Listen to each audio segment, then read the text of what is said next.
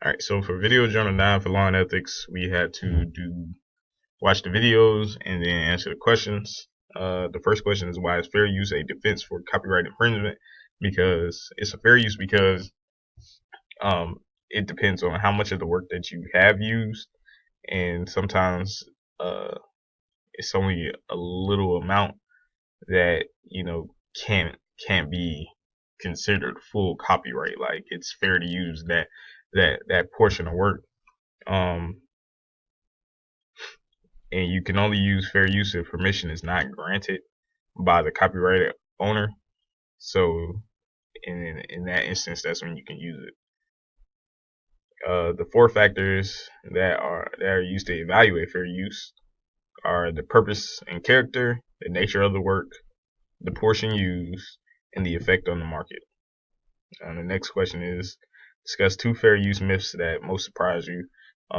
One is that fair use is available if the author is deceased, and I mean, I wouldn't think so. I would think that no matter if they're dead or alive, as long as their estate is still intact, then somebody is pretty much taking care of their copyrights, and it's okay if it's on the internet. That surprised me because I don't know why people still believe that if it's on the internet, then it's fair to use. But I guess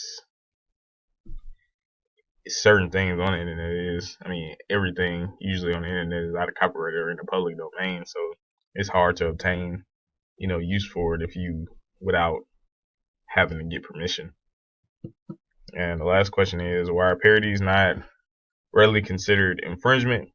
And uh, after looking it up, really, I learned about one case between the Two Live Crew and somebody else, and that's pretty much where a lot of the references for parodies came back to where it all started. And it's pretty much saying a parody has an obvious claim of transformative value, and the rap song based off the Two Live Crew was certainly transformative in that it provided a social benefit by shedding light on a earlier work, and in the process created a new one.